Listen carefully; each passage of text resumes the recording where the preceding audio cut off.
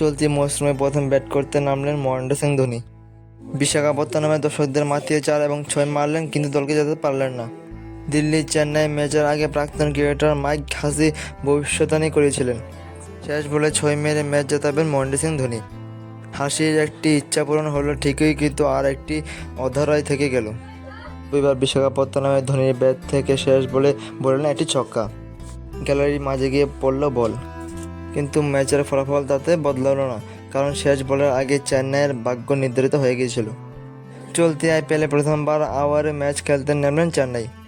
খেলা শুরুর আগে বিশাখাপত্তনমের মাঠ দেখে মনে হয়েছিল তারা আবার ম্যাচ খেলতে নেমেছে। চিপকের সঙ্গে ঘুরিয়ে যেতে বাধ্য, এতটাই ভিড়ও হলো জার্সি। সবাই এসেছিলেন একজনের দেখতে, তিনি চেন্নাইয়ের 7 নম্বর জার্সিধারী। অপেক্ষা ছিল 307 দিন পরে আবার ব্যাট করতে নামবে কিনা। কঙ্কিত মুহূর্ত হইল চেন্নাইয়ের ব্যাটিংয়ের 17তম ওভারে। ততক্ষণে 6 উইকেট হারিয়ে ধুঁকতে শুরু করেছে চেন্নাই।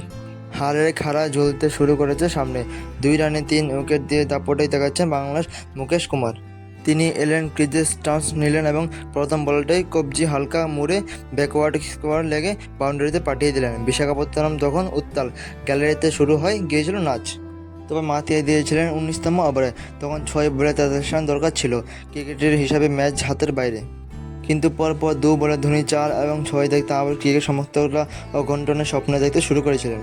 প্রার্থনা শুরু হয়ে গিয়েছিল যাতে নুখিয়া অন্তত একটি বল করে। তা অবশ্য হয়নি। ধোনি তৃতীয় বলে রান নেননি, চতুর্থ বলে 4 মারেন। ম্যাচের শেষ বলেও ফেলে দেন গ্যালারিতে। রবিবার বিশাখাপত্তনম যা চেয়েছিল তাই দেখতে পেল। ধোনির ব্যাট থেকে 4-6 সবই এলো, কিন্তু ফিনিশার হতে পারলেন না ধোনি। মাইক হাসির মতো অপূর্ণ থেকে গেল আরও অনেক সমর্থকদের স্বপ্ন। তৃতীয় বলে আবার 4। পরের ওভারে বল করতে এসেছিলেন খালিল, তাকে এত সহজে 6 মারলেন ধোনি। দেখতে মনে হলো পুরনো ব্যাটারেই জলবাত। অফ স্ট্যাম্পের বাইরে বল ছিল, সামনের পা এগিয়ে এত নিখুঁত সময়কালে শট।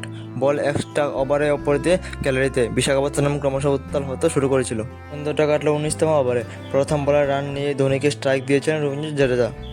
পরপর 3টি বল খেলেন ধোনি। প্রতিবারই রান নেওয়ার পরিস্থিতি ছিল, তবে কোনোবারই ধোনিতে রান নিতে উৎসাহ দেখায়নি। উল্টো দিকে জাডেজার মতো প্রতিষ্ঠা একজন ব্যাটার যেখানে রয়েছেন, যেখানে আস্কি রেট প্রতি মুহূর্তে বেড়ে চলছে, সেখানে ধোনি এই সিদ্ধান্ত দলকে হারিয়ে দিল কি না সেই প্রশ্ন হতে পারে। দলের চেয়ে বড় হয়ে ধোনি নিজের জন্য খেলেন কি না সেই প্রশ্ন অনেকে তোলা শুরু করেছিলেন।